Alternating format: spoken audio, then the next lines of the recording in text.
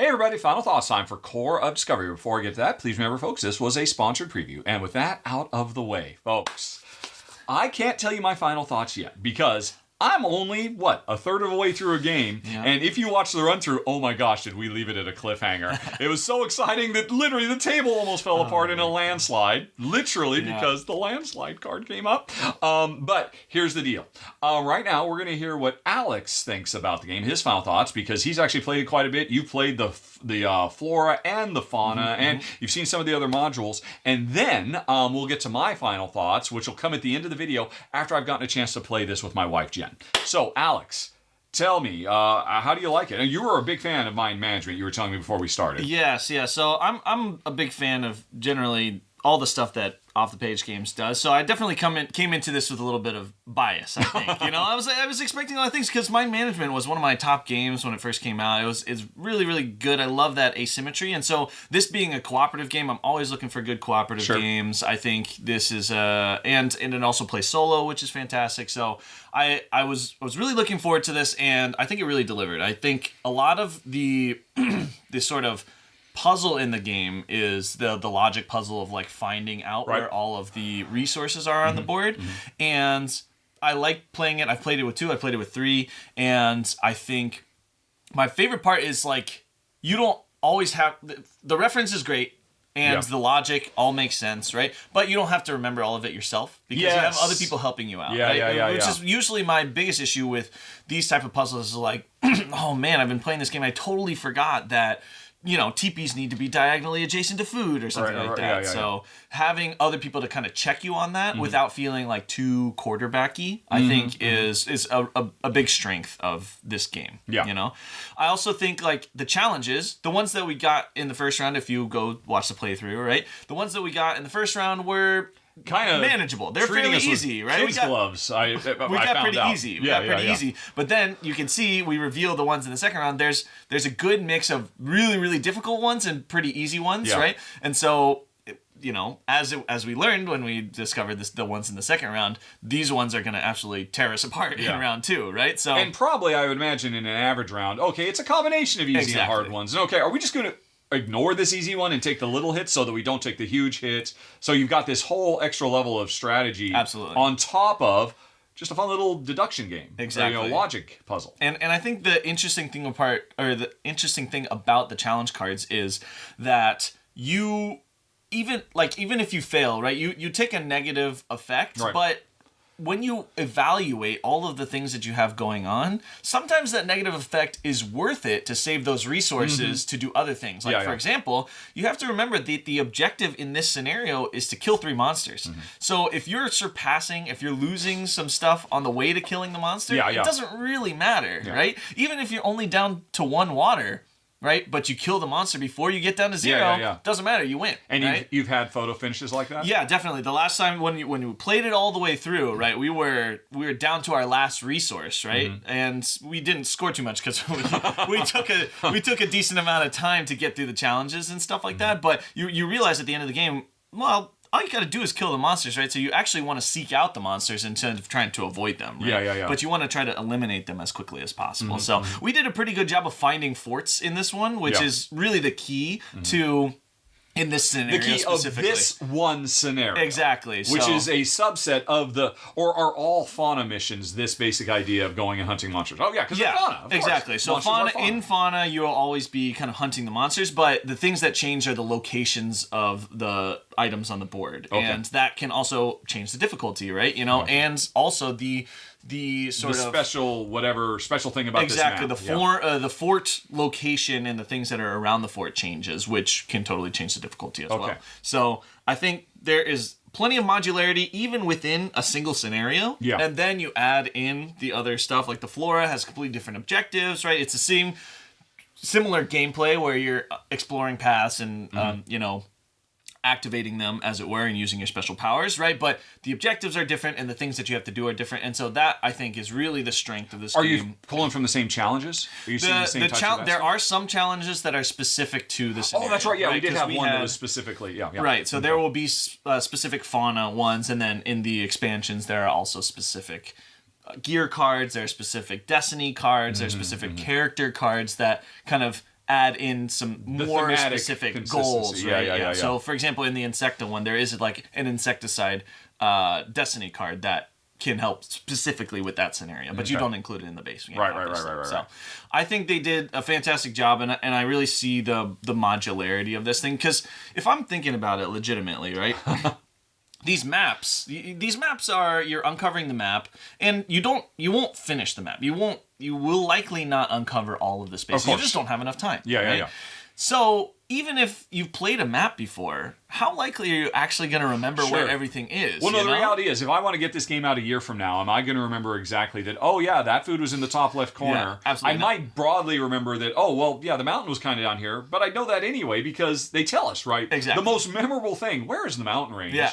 They just come right out and remind you. Yeah, that's where that was. Right. So I think that over time, this one has a lot of really good replayability, especially for more a so than you would game. expect from this kind of game, 100%. where it's just nothing but everything's one and done. Yeah. But and they they include several maps for each scenario. Yeah. There's plenty of stuff that you can do with this game. And by the way, folks, I should say, in case you skipped the playthrough because you didn't want spoilers, one of the cool things was they sent us special Rahdo maps so that we were able to demo it without having spoilers for the real game. So definitely go enjoy the run through. We were having a lot of fun playing it. Yeah. Let's see. And so there's the flora and the fauna, and then I guess with the expansion, there's also Insecta and one other type of new scenario. Yeah. But then there's other stuff as well, right? Right. Yeah. I think they're going to have up to 4 new scenarios that are included in the crowdfunding campaign. Okay. So the base game will come with the flora and the fauna specifically, but there are going to be several other things that you can include in your pledge, as it were, to just add new scenarios, new objectives, new mechanics. But the gameplay, the core gameplay will stay the same, and it's more about how you move around the board, how you deduce, right? Because these sort of things can change each round, the rules. depending on the scenario that you're at. So understanding new deduction rules and having to complete different challenges in different ways, I think is a really clever way to take and to make this a modular system. Yeah. So, but as as far as I have played, right, the challenge cards and sort of the way that you uncover tokens and complete the challenge cards, that remains the same. And you're still going to have similar threats that happen and destiny cards and stuff like that. So once you know how to play the game, you can just jump into any scenario and just kind of like add in extra rules, almost like a campaign game, but it's not linear in that way. Right. Yeah, just a bunch of content, and it's fast too. Yeah. I mean, a player's turn is, all right, I'm going to reveal that one and then deal with it. I'm going to reveal that one.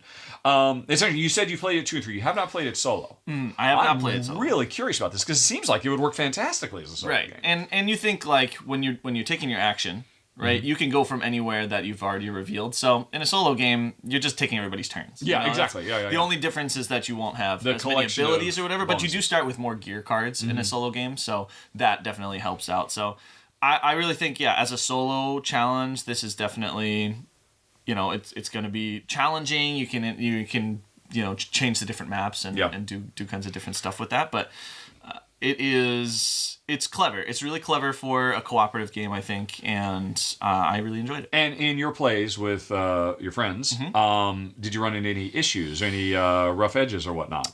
I don't think there was. I mean, I think you can see because there's randomness with some of the challenge cards, right? Yeah. There can be rounds where you're like, man, this is brutal, right? It's like we got 2 turns to get 4 resources. Like, that's not going to happen. Yeah, exactly, yeah. And then we have to get rid of our shelter that we just built. Like, that feels But bad. you know what? Hey, and sometimes when you play Pandemic, you get 3 outbreaks back to back. Them's the breaks, right? So it actually adds in. Well, it's interesting. This brutal thing that just hit us, in your experience, we could still survive this, right? Oh, yeah, absolutely. Yeah. And we would. We're going to fail them. But we fail forward. Exactly. This game lets you keep working your way forward. You can say, 100%. okay, let's just assume we're going to fail all those things and try to find the monsters as quick as we can because these are going to bleed us dry. Right, because if you think about we're gaining resources for this, but if we get another fort, if we find another way to kill a Minotaur, we want to be putting resources toward that. Yeah. Anyway. Yeah.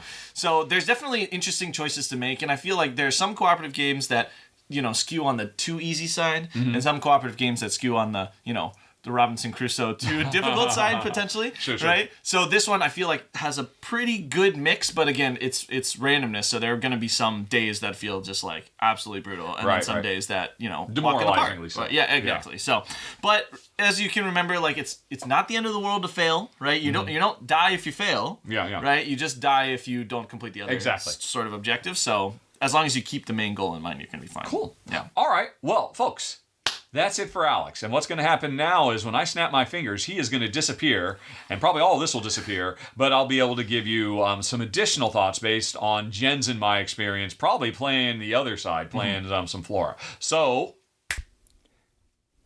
and wow, I don't know my own strength. I actually snapped away my beard. Okay. Alex, once again, thank you so much for helping me get through that. It made my life so much easier teaching the game to Jen, because now, folks, I have played this beastie with my wife, Jen, and not only the Flora mission that you folks saw, with everything else gone, might as well just make this box bigger. Let's go on ahead and whoop. There we go. It's all about them core of discovery. So anyway, what was I saying? Oh yeah, not only have I played some monster hunting with Jen, like what you saw, and to completion, and that was very fun. I took it to the next level, and we also played fauna, which, oh my gosh, this so elevates the experience. What was there, what I demonstrated for you with Alex was already a lot of fun, and it's kind of an introduction. Hey, you got to find 3 monsters before time runs out and all of that, and and keep fed and hydrated. Always got to hydrate. But when you switch to the other side, the core gameplay is still exactly what you saw, but instead of just searching around for the monsters in the forts that will tell you what you need to defeat them, you actually lay out a series of cards that tells you must discover specific types of terrain in a specific order to actually fight the big scary boss plant monster that's the end of all of it. And oh my gosh, that is so much more challenging. Suddenly, being able to pay attention to, right, okay, you know what, this next one, it has to be stone or wood. It can't be one or the other, because there's only 2 more places wood can be on this entire board, because there's only 1 per row and 1 per column, and we need wood. If we can't find 1 more wood, we can't progress forward. But we don't need wood until we find another clearing. And there's like 5 different places the clearing could be. Oh my gosh, it is time to start deducing like there's no tomorrow.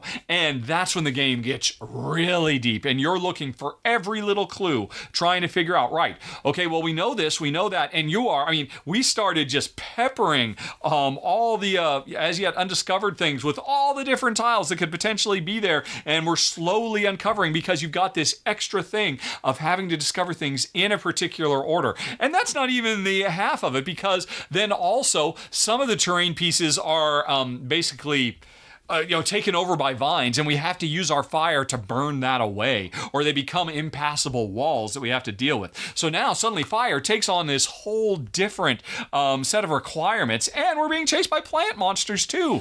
And from what I've looked at, I have not played the Insecta or the Vermeter or the Fog expansions, or those are the 3 that came with my prototype. I have looked through them and read the descriptions of how they work, and oh my gosh, every one of them comes with a cool, one of them comes with like a whole cool extra player board for tracking resources and stuff. There's so much more in this game. And honestly, I shouldn't be surprised. If I recall correctly, it was a few days ago that Alex and I spoke.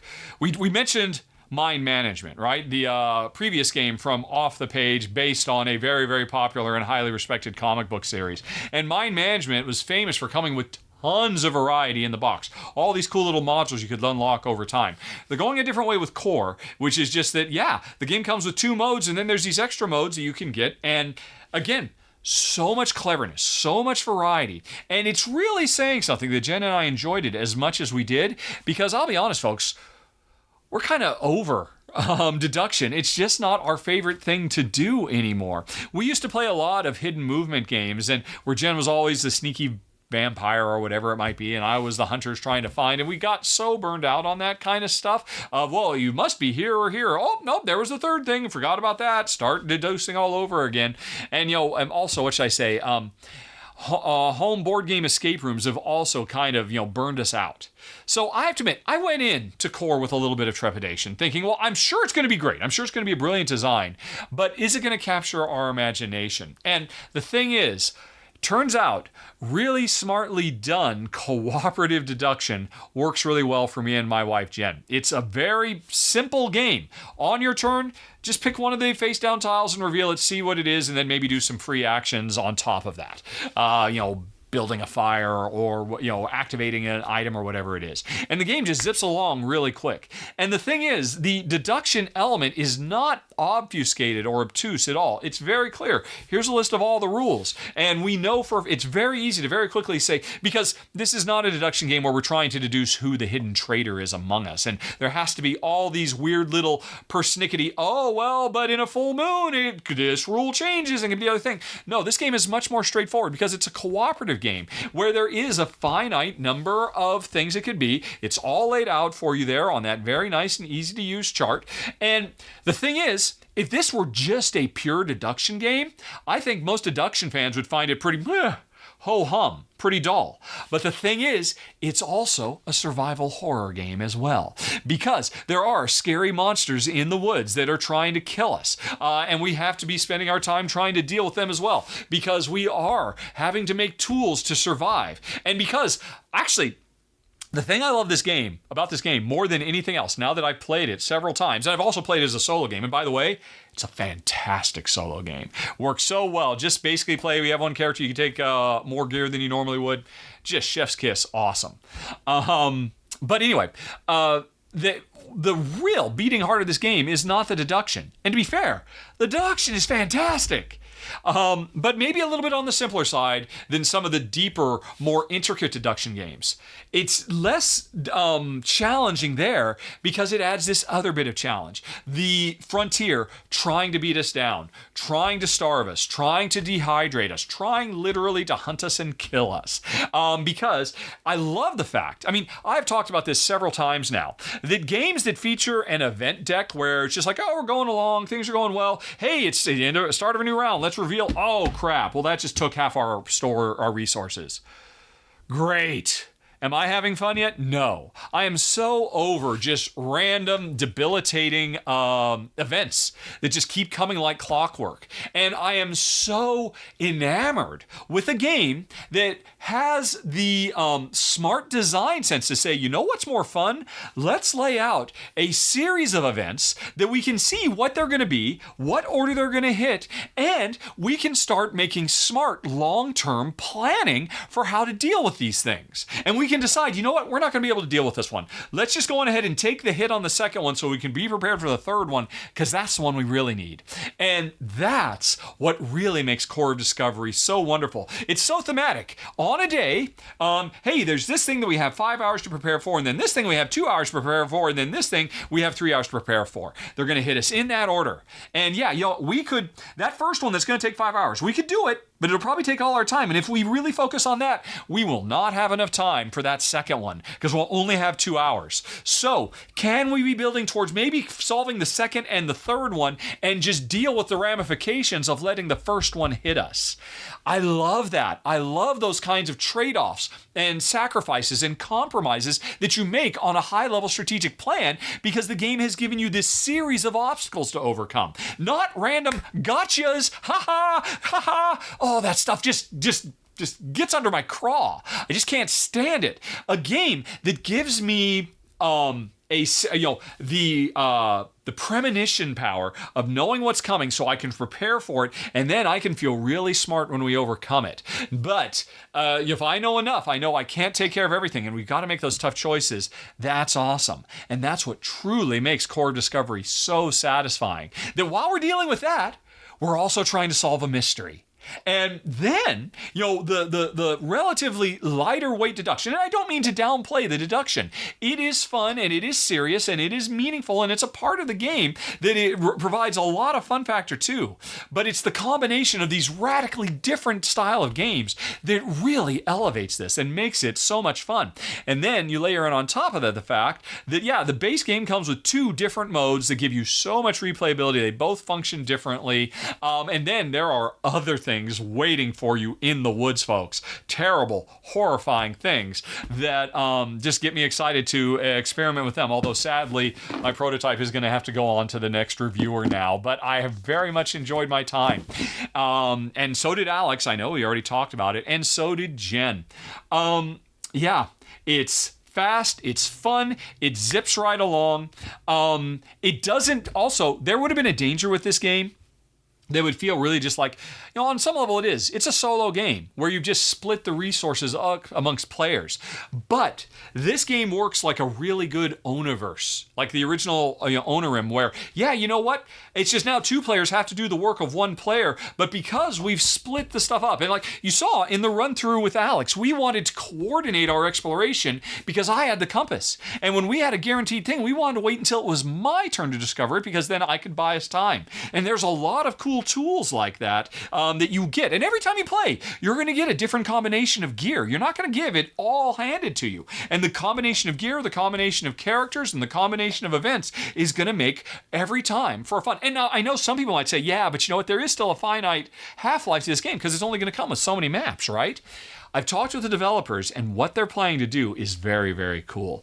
Once the game has come out in retail and it's up and running, they're going to release, it's like the one I just showed you, that Rahdo specific map, which will never be in a box. They're going to be putting out new maps so people can just download them and print them on a standard sheet of A4 or normal letter-sized paper and just slip them into these sheets. They've got it figured out. So this game will definitely have legs. And like Alex was talking about, even if they weren't doing that, I guarantee you, a week from now, I would not be able to tell you where the forts and the monsters were in the adventure that Alex and I were demoing for you. It would be a new thing for me to re-explore. There's no way I'm going to memorize all that stuff because there's so many of them in the box and they change up the rules so much. But the fact that you already have that and then you've got this ongoing, I love off the page. If you go back and look what they did for mind management, I wouldn't be surprised if somewhere down the line they also ultimately made some kind of tool that lets you automatically generate your own.